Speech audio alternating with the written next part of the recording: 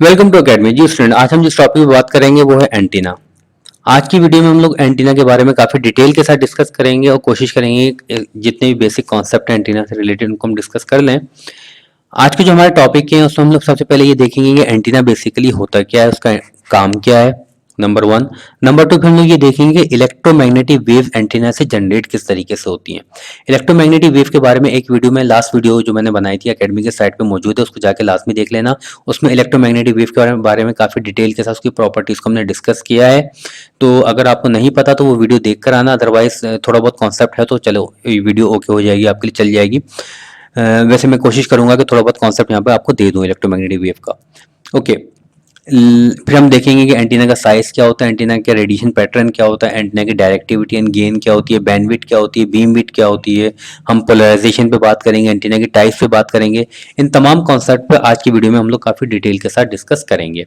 देखिए, आपने एंटीनास तो देखे होंगे अपनी लाइफ के अंदर, मल्टीपल टाइप्स के एंटीनास से आपका वास्ता पड़ा होगा। ये एंटीना का सिंबल होता है जो कि नॉर्मली बुक्स के अंदर जहाँ पे एंटीना हमने बनाना होता है वहाँ पे सिंबल बना देते हैं, लेकिन ये प्रैक्टिकल एंटीना है सारे के सारे। सही है। आज की वीडियो सुनने के बाद आपको ये सारे के सारे एंटीनास, इनके फंक्शन आपको इंशाल्लाह काफी हद तक समझ में आ जाएंगे। देखिए, एंटीना का बेसिक जितने भी टाइप के एंटीना हो सबका काम यही है। काम क्या है? जो ट्रांसमिशन लाइन वाली हमने वीडियो में हमने पढ़ा था कि ट्रांसमिशन लाइन का काम क्या होता है, सिग्नल को एक जगह से दूसरी जगह पहुंचाना, यानी ट्रांसमीटर से रिसीवर तक पहुंचाना। ये सिग्नल का बेसिक काम होता है। तो एंटीना का काम भी यही है, लेकिन एंटीना का काम थोड़ा सा डिफरेंट इस सेंस में है कि ट्रांसमिशन लाइन क्या करती थी, वो एक बाउंडेड मीडिया था, यानी कॉपर वायर था, सिग्नल कॉपर वायर के अंदर से जा रहा है। ऑप्टिकल फाइबर था, सिग्नल ऑप्टिकल फाइबर के गिलास के अंदर से जा रहा है। वेव गाइड था, वेव गाइड के अंदर सिग्नल ट्रेवल करता हुआ जा रहा है।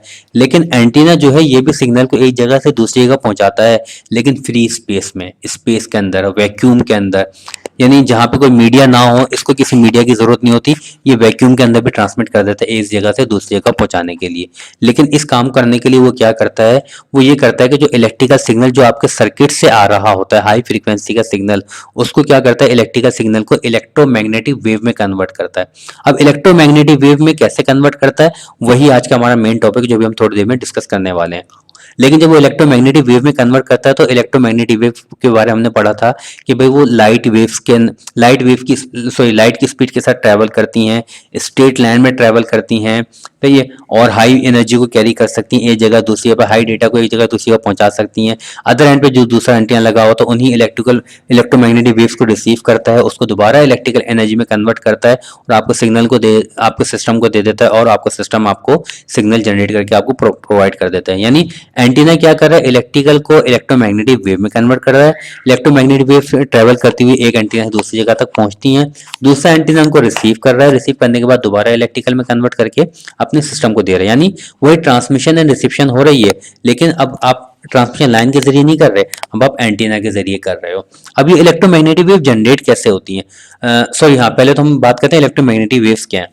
देखिए, इलेक्ट्रोमैग्नेटिक वेव्स और नॉर्मल वेव्स का फर्क तो हमने वेव वाली वीडियो में, जो कि मेरे पास इन्फोडेक्स वाली मेरी जो यूट्यूब का चैनल है जहाँ पे मैं फिजिक्स के कॉन्सेप्ट डिस्कस करता हूँ, वहाँ पे मैंने एक वेव की वीडियो डाली हुई है और एक इलेक्ट्रोमैग्नेटिक वेव की वीडियो डाली हुई है। दोनों वीडियो के अंदर मैंने आपको डिटेल में बताया है कि देखो, इलेक्ट्रोमैग्नेटिक वेव्स ये भी वेव्स होती हैं, लेकिन नॉर्मल वेव में और इस वेव में फर्क ये होता है कि इनको ट्रैवल करने के लिए किसी मीडिया की जरूरत नहीं होती, ये स्पेस में भी ट्रैवल कर जाती हैं, ये वैक्यूम में भी ट्रैवल कर जाती हैं। पहला फर्क इनमें ये होता है। दूसरी वेव के अंदर क्या होता है, दूसरी वेव को ट्रैवल करने की किसी न किसी मीडियम की जरूरत होती है, एयर चाहिए होती है, वाटर चाहिए होता है, या कोई भी चीज चाहिए होती है, लेकिन इनको किसी मीडियम की जरूरत नहीं होती। पहला फर्क। दूसरा फर्क ये होता है कि इलेक्ट्रोमैग्नेटिक वेव दो कंपोनेंट पे मुश्तमिल होती है, इलेक्ट्रिकल कंपोनेंट और मैग्नेटिक कंपोनेंट। दोनों एक दूसरे से 90 डिग्री पर होते हैं, यानी परपेंडिकुलर होते हैं, तो इनको हम कहते हैं इलेक्ट्रोमैग्नेटिक वेव्स।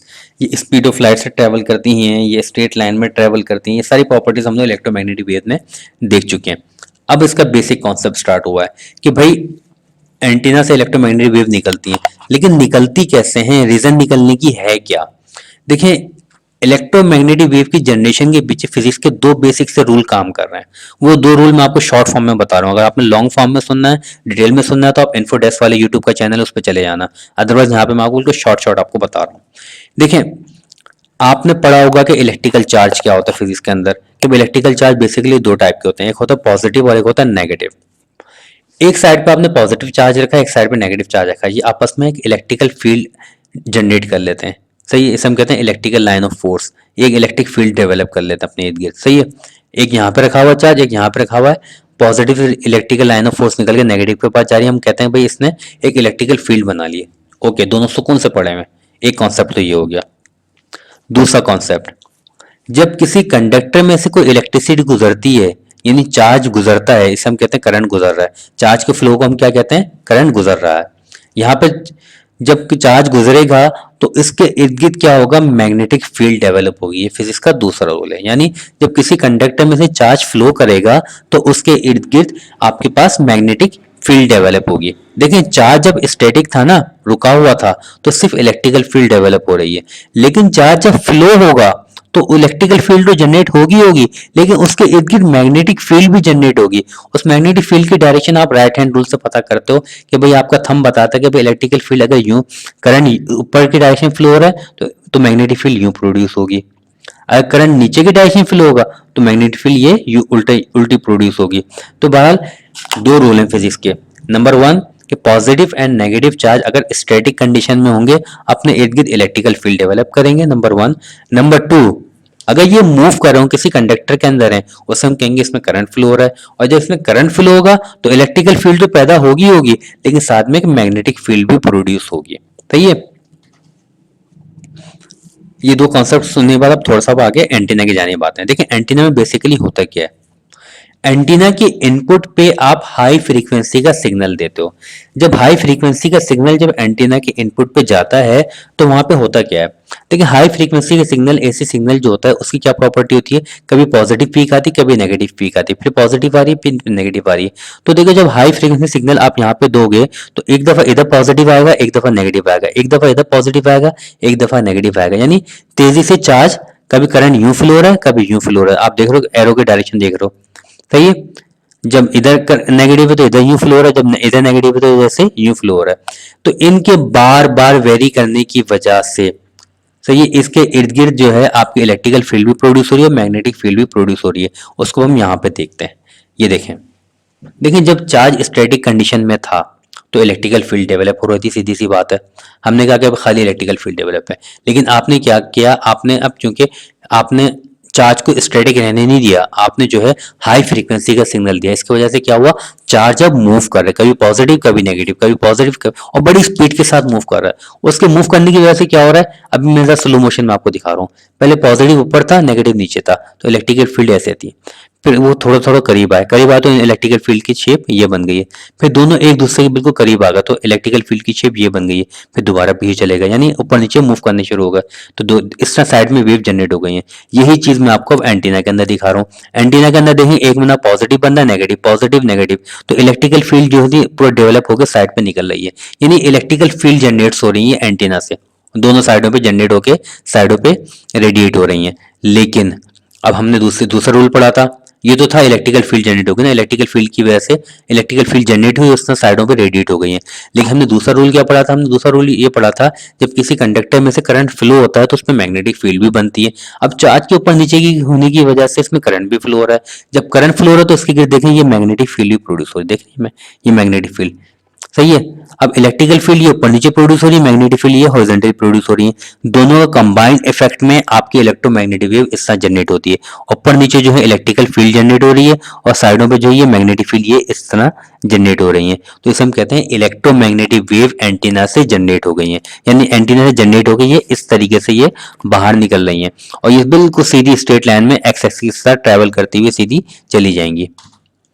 यही कॉन्सेप्ट यहाँ पे आपके पास सेम स्लाइड के अंदर सारी वही बात लिखी हुई है। और इलेक्ट्रिकल फील्ड, मैग्नेटिक फील्ड, वैसे तो इलेक्ट्रिकल फील्ड जनरेट हो रही है, उसके बाद मैग्नेटिक फील्ड प्रोड्यूस हो रही है और ये पूरा सिग्नल निकल रहा है। और इस सब को आपके पास इस फिगर के अंदर समराइज किया हुआ है। देखिए, जब इलेक्ट्रिकल फील्ड जनरेट हुई और एंटीना के इर्द गिर्द मैग्नेटिक फील्ड भी जनरेट हुई, जब मैग्नेटिक फील्ड और इलेक्ट्रिकल फील्ड दोनों कंबाइंड होकर निकली है तो ये देखें, इलेक्ट्रिकल फील्ड और मैग्नेटिक फील्ड दोनों साथ साथ ट्रेवल करती हुई डायरेक्शन ऑफ प्रोपेगेशन ये आपके पास मौजूद है।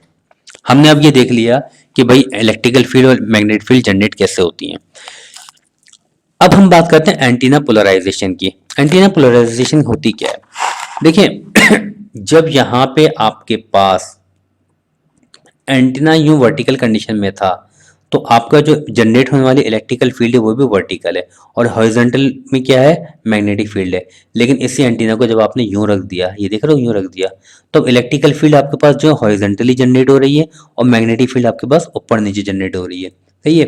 यानी आपका एंटीना की पोजीशन बताती है, अगर एंटीना वर्टिकल है तो इलेक्ट्रिकल फील्ड भी वर्टिकल होगी, और एंटीना हॉरिजॉन्टल है तो इलेक्ट्रिकल फील्ड भी हॉरिजॉन्टल होगी।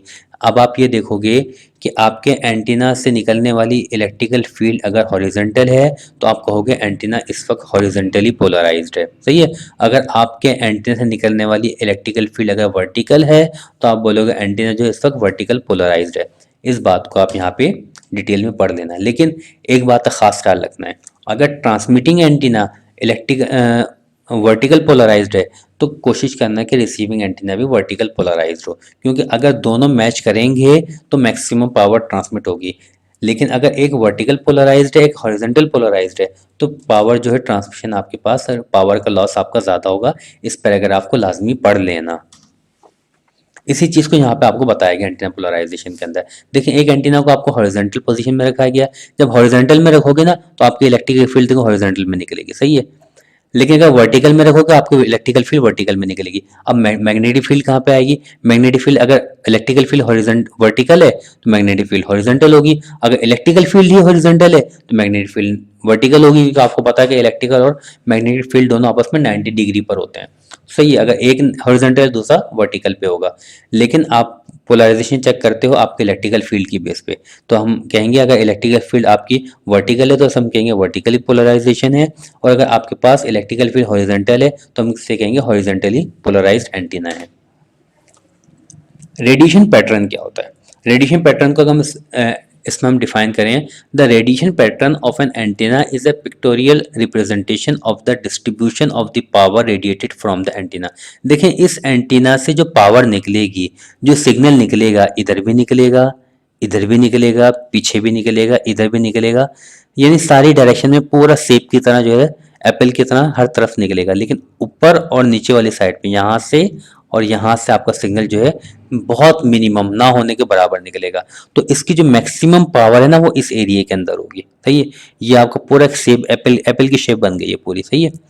लेकिन ये ऊपर वाली साइड पे और नीचे वाली साइड पे जो है, यहाँ पे कम से कम सिग्नल की स्ट्रेंथ है, जबकि ये साइडों पे पूरा गोलाई में आप देख रहे हो इसकी maximum signal red red area जो है, इसे हम कहेंगे ये इसका रेडिएशन पैटर्न है।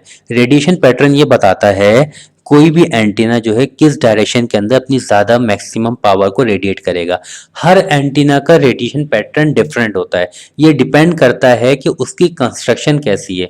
इस एंटीना, ये जो एंटीना सिंपल ये नजर आ रहा है, इसको हम कहते हैं डाइपोल एंटीना। डाइपोल एंटीना का रेडिएशन पैटर्न ये होता है और ये हर डायरेक्शन के अंदर अपने ट्रांसमिशन अपने सिग्नल को हर डायरेक्शन के अंदर ट्रांसमिट एंड रिसीव कर सकता है। कुछ एंटीना होते हैं जो कि डायरेक्शनल होते हैं, ये वाला डायरेक्शनल एंटीना नहीं था, ये हर डायरेक्शन में कर रहा था। सही है। इसके लिए डायरेक्शन को मायने नहीं रखती, ये सब तरफ इक्वली ट्रांसमिट कर रहा है। लेकिन कुछ एंटीना जो होते हैं जो कि डायरेक्शनल होते हैं, उनका जो रेडिएशन पैटर्न इस टाइप का होता है, यानी वो एक डायरेक्शन में बहुत ज्यादा मैक्सिमम पावर ट्रांसमिट कर रहे होते हैं, दूसरी डायरेक्शन के अंदर भी कर रहे होते हैं लेकिन कम से कम कर रहे होते हैं। या इसको ग्राफ में यूं बताया गया, देखें यहाँ पे एंटीना लगा हुआ है, इस डायरेक्शन में कितनी लंबी आगे तक उसको मार हिट कर रहा है, लेकिन साइडों पे भी कम करीब वाले जो होंगे वो तो रिसीव कर लेंगे सिग्नल, लेकिन यहाँ वाले इस एरिया में सिग्नल रिसीव नहीं हो पाएगा। ठीक है। लेकिन एक स्पेसिफिक डायरेक्शन में सिग्नल बहुत ज्यादा दूर तक रिसीव होगा। अब ये एंटीना आमतौर पर लगे हुए कहाँ पे होते हैं, देखिए ये एंटीना मैं इनका काम बताऊंगा ना तो फिर आपको इसका रेडिएशन पैटर्न समझ में आएगा। देखिए आपने देखा होगा ये, एक मिनट, ये मोबाइल टावर्स होते हैं, मोबाइल टावर्स के अंदर ये एंटीना जो लगे होते हैं। इसके अलावा इन मोबाइल टावर पे छोटे छोटे जो है ना, यहाँ पे दूसरे साइड पे गोल गोल से एंटीना लगे हुए होते हैं, गोल गोल के ऐसा लगता है कि छोटे छोटे बर्तन लगे हुए हैं यहाँ पे व्हाइट व्हाइट कलर के। वो एंटीना क्या कर रहे होते हैं, वो एंटीना ये कर रहे होते हैं कि जनाब आपके पास, एक सेकेंड यार, एक पिक्चर मैंने डाली थी इसके अंदर, आई थिंक मैं भूल गया हूँ उसको, हाँ ये रही।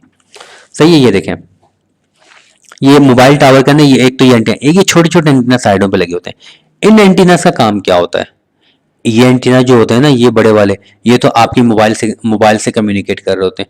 ये वाले एंटीना जो होते हैं ये अपनी कंपनी के साथ डायरेक्ट लिंक बनाते हैं या किसी दूसरे मोबाइल टावर के साथ डायरेक्ट कनेक्टिविटी करते हैं। इन एंटीना के लिए जरूरी नहीं होता कि अपने हर तरफ सिग्नल करें। ये वाला एंटीना जो होगा ना, बिल्कुल सामने कोई टावर हो उसके साथ डायरेक्ट कम्युनिकेट करेगा, तो ये डायरेक्शनल एंटीना कहलाता है। यानी इसका रेडिएशन पैटर्न जो है ना, बिल्कुल ज्यादा मैक्सिमम पावर अपने स्ट्रेट में ट्रांसमिट करेगा, इर्द गिर्द पावर कम रखेगा क्योंकि वहां पे जरूरत नहीं होती इस पावर की। ये लंबी, ये देखें ये डायरेक्शन, ये बिल्कुल स्ट्रेट में पावर को ट्रांसमिट कर रहा है, यानी मैक्सिमम बीम को यहाँ पे ट्रांसमिट कर रहा है। या यहाँ पे जो लगा वो मैक्सिमम बीम को यहाँ पे ट्रांसमिट करेगा। इससे हम कहेंगे इसका रेडिएशन पैटर्न है। ये डायरेक्शनल एंटीना का रेडिएशन पैटर्न है, किसी स्पेसिफिक डायरेक्शन में हिट करता है ये। तो हम ये रेडिएशन पैटर्न हमें क्या बताता है? रेडिएशन पैटर्न हमें ये बताता है कि भाई ये एंटीना जो है अपनी मैक्सिमम पावर किस डायरेक्शन में ट्रांसमिट करेगा, ऐसे हम कहते हैं ये इसका रेडिएशन पैटर्न है। अब एंटीना की डायरेक्टिविटी क्या होती है, गेन क्या होता है और एफिशिएंसी क्या होती है। डायरेक्टिविटी क्या होती है? वही डायरेक्शनल जो होती है। देखें, एक होता है एंटीना जो कि हर डायरेक्शन में ट्रांसमिट करता है, जिससे हमने ये डाइपोल एंटीना हमने ये देखा था, ये हर डायरेक्शन में ट्रांसमिट करता है, सही है। इसको हम कहेंगे ओमनी डायरेक्शनल एंटीना, जो कि हर डायरेक्शन में ट्रांसमिट करता है। लेकिन कुछ एंटीना जो है, जैसे टॉर्च की लाइट होती है, स्पेसिफिक डायरेक्शन के अंदर ट्रांसमिट, स्पेसिफिक साइड पे अपनी बीम विड्थ को फायर कर रहे होते हैं, इससे हम कहेंगे ये डायरेक्शनल एंटीना है। अब कॉमन सी बात है, जो ओमनी डायरेक्शनल एंटीना होगा उसकी पावर हर जगह पर ट्रांसमिट होगी, तो उसकी रेंज छोटी होगी। लेकिन जो डायरेक्शनल एंटीना होगा उसकी पावर एक खास डायरेक्शन में ट्रांसमिट होगी और उसकी रेंज भी बड़ी होगी। तो डायरेक्शनल एंटीना जो होते हैं नॉर्मली ये स्पेसिफिक डायरेक्शन में कम्युनिकेशन करने के लिए इस्तेमाल होते हैं। जिस तरह मोबाइल के अंदर एक टावर से दूसरे टावर की कम्युनिकेशन, दूसरे टावर से तीसरे टावर की कम्युनिकेशन, या अगर आपने कभी इंडस्ट्रियल एरिया साइड पे जाओ तो जहाँ पे बड़ी बड़ी कंपनीज होती हैं, उन्होंने अपनी छतों के ऊपर बड़े बड़े टावर लगाए हुए होते हैं और वहाँ पे छोटे छोटे एंटीनाज इस टाइप के लगे हुए होते हैं। वो क्या मोबाइल सिग्नल चला रहे होते हैं? नहीं, वो अपने हेड ऑफिस के साथ डायरेक्ट कम्युनिकेशन कर रहे होते हैं, अपने हेड ऑफिस को डायरेक्ट सिग्नल भेज रहे होते हैं, हेड ऑफिस उनको डायरेक्ट सिग्नल भेज रहा होता है। यानी डायरेक्शनल कम्युनिकेशन करने के लिए वो आपका एंटीना इस्तेमाल होते हैं। तो एंटीना डायरेक्टिविटी आपको क्या बताती है? Directivity is the ability of an antenna to focus energy in a particular direction when transmitting और रिसीविंग, यानी किसी खास डायरेक्शन के अंदर ट्रांसमिशन और रिसीव करने से एंटीना की डायरेक्टिविटी कहलाती है, सही है। अच्छा, अब इसकी गेन क्या होती है? गेन क्या होता है? एंटीना गेन क्या होता है? The parameter that measures the degree of directivity of antenna radial pattern is known as gain. यानी जो आपसे एंटीना से जो आपका पावर निकली है उसकी मेजरमेंट किसी खास डायरेक्शन के अंदर, वो उसका गेन कहलाता है। देखें यहाँ पे जो है, मिसाल के तो ये टॉर्च है, इसका यहाँ पे गेन मैक्सिमम होगा। यहाँ पे क्या होगा इसका गेन? यहाँ पे इसका गेन 0 है। यहाँ पे गेन क्या होगा? यहाँ पे इसका गेन 0, क्योंकि यहाँ पे आपकी लाइट ही नहीं मिल रही, यहाँ पे लाइट नहीं मिल रही। लाइट आपकी मैक्सिमम कहाँ मिल रही है? यहाँ पे मिल रही है। तो इसका मतलब क्या है? इसका गेन एक खास डायरेक्शन में ज्यादा है, यहाँ पे इसका गेन बहुत ना होने के बराबर है। तो हमसे कहेंगे कि ये डायरेक्शनल गेन है। इसका गेन क्या है? इसका गेन ओमनी डायरेक्शनल है। तो यानी गेन बेसिकली है क्या? The parameter that measures the degree of directivity, यानी वो पैरामीटर है जो ये बताता है कि कितना इसकी किस खास डायरेक्शन के अंदर इसकी पावर रेडिएट हो रही है। इसकी मेजरमेंट को हम कहते हैं कि भाई इस एंटीना का गेन है। ठीक है। एफिशिएंसी क्या है? Efficiency is the measurement of how much of the energy put into the antenna actually gets radiated। आपने एंटीना के अंदर एनर्जी इंसर्ट की, पावर इंसर्ट की और यहाँ से रेडिएट हो गई है, सही है। अब आपने एक एंटीना दिया जिसमें आपने बहुत ज्यादा पावर इन की और थोड़ी सी पावर रेडिएट हुई, और एक ऐसा एंटीना जितनी पावर आपने इन की उतनी पावर रेडिएट भी हो गई है। यानी वो एंटीना जो अपने अंदर लॉसेस कम से कम रखता है, हम बोलेंगे ये ज्यादा एफिशिएंट एंटीना है। और वो एंटीना जो अपने अंदर पावर लॉसेस ज्यादा रखते हैं, हम बोलेंगे ये कम एफिशिएंट एंटीना है। यानी हमने 3 कॉन्सेप्ट यहाँ पे कवर किए। एंटीना डायरेक्टिविटी क्या होती है, एंटीना गेन क्या होता है और एंटीना एफिशिएंसी क्या होती है। अब हम बात करते हैं antenna beam width and bandwidth के ऊपर। बैंडविड्थ क्या होती है? बैंडविड्थ ये होती है कि भाई एंटीना किस किस फ्रीक्वेंसी पर अपने आप को सिंक्रोनाइज कर सकता है, क्योंकि हर एंटीना हर फ्रीक्वेंसी के लिए डिजाइन नहीं होता। कुछ एंटीना जो होते हैं हाई फ्रीक्वेंसी के लिए डिजाइन होते हैं, कुछ एंटीना जो है लो फ्रीक्वेंसी के लिए डिजाइन होते हैं। जो लो फ्रीक्वेंसी के लिए भी डिजाइन होते हैं ना, उसमें मल्टीपल टाइप्स होती हैं। कुछ मखसूस रेंज के लिए डिजाइन होते हैं कि आप यहाँ से लेके इस फ्रीक्वेंसी रेंज से लेके, मिसाल के तौर पे कोई एंटीना है जिसकी फ्रीक्वेंसी की रेंज जो है आपकी 55 मेगाहर्ट्ज से लेके 65 मेगाहर्ट्ज तक है, 10 मेगाहर्ट्ज का आपका पास बैंडविड्थ है इसकी, तो हम बोलेंगे इसकी बैंडविड्थ, यानी इस फ्रीक्वेंसी के अंदर ये अपने आप को ट्यून कर सकते हैं। इससे ज़्यादा वाली फ्रीक्वेंसी को ये सेंस नहीं कर सकता और इससे कम वाली फ्रीक्वेंसी को ये सेंस नहीं कर सकता। क्यों? अब ये कैसे पता चलेगा? ये पता चलेगा उस एंटीना की हाइट के ऊपर, क्योंकि एंटीना की हाइट जो है बताती है कि भाई किस फ्रीक्वेंसी के ऊपर ये ट्यून हो सकता है, ये इसकी लेंथ, एंटीना का साइज जो होता है। तो ये हम कहेंगे एंटीना की बैंडविड्थ। एंटीना की बीमविड्थ क्या होती है?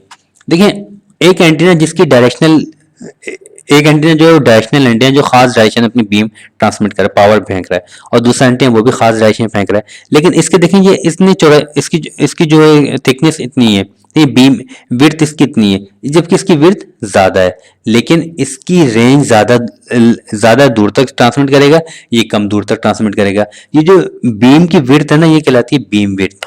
यानी आपकी जो ट्रांसमिट हुई है किसी खास डायरेक्शन की, जो आपकी वेव बन रही है, आपकी मैक्सिमम एनर्जी ट्रांसमिट हो रही है, उसकी जो विड्थ है ये आपकी कहलाएगी बीम विड्थ।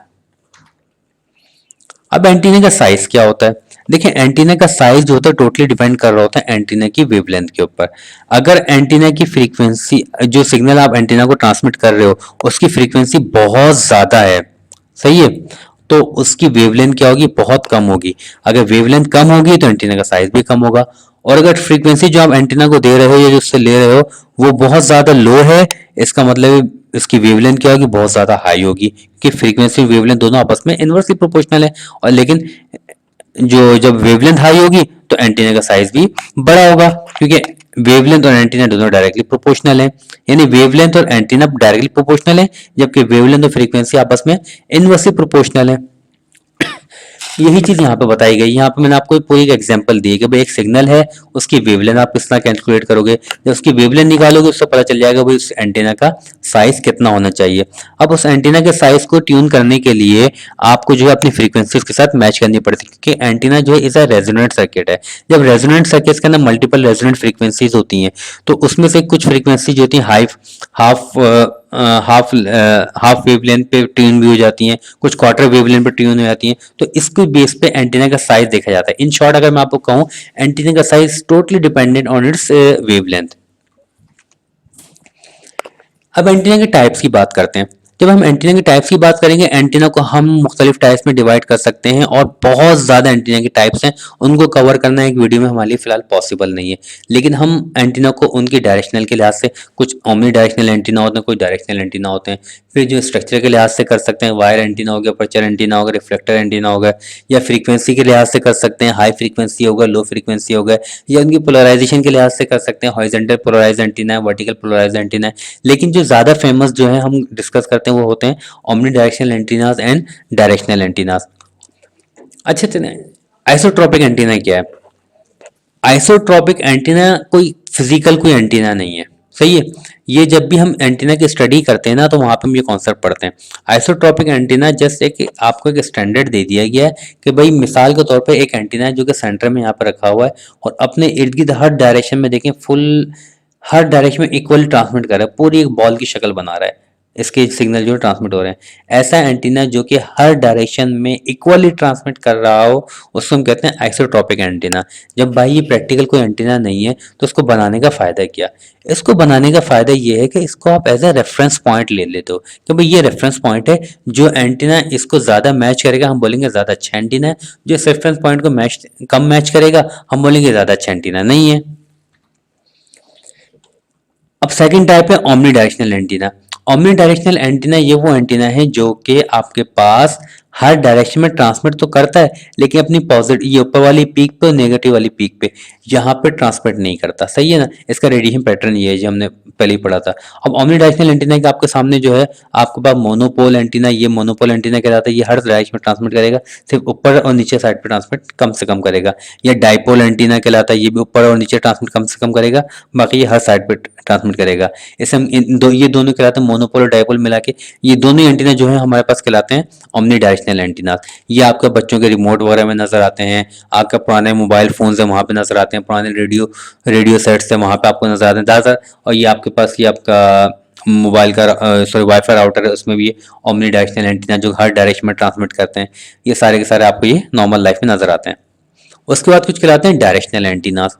डायरेक्शनल एंटीनास जो है आपका डिश एंटीना हो गया, या ये एंटीना, या यागी एंटीना हो गया, अच्छा ये देखें, ये जो एंटीना ये इस वक्त ये वर्टिकली पोलराइज्ड है, क्योंकि यहाँ से जो इलेक्ट्रिकल सिग्नल जो निकलेगा वर्टिकल, अगर ये यूं होता ना, ये इसके जो बीच वाला जहाँ से सिग्नल निकल रहा है ये यूं होता हॉरिजॉन्टल, इसे हम कहते हैं हॉरिजॉन्टल पोलराइज्ड है, ये वर्टिकली पोलराइज्ड एंटीना है। सही है। अच्छा चलें, ये डायरेक्शनल एंटीनाज हो गए, ये किसी खास डायरेक्शन में इनकी बीम विड्थ जाती है, ये हर साइड पर ट्रांसमिट नहीं करते, यानी ये इसी वजह से इनको हम कहते हैं ये डायरेक्शनल एंटीनाज हैं। ये एग्जांपल आपको नजर आती है मोबाइल टावर्स के ऊपर आपको नजर आती है।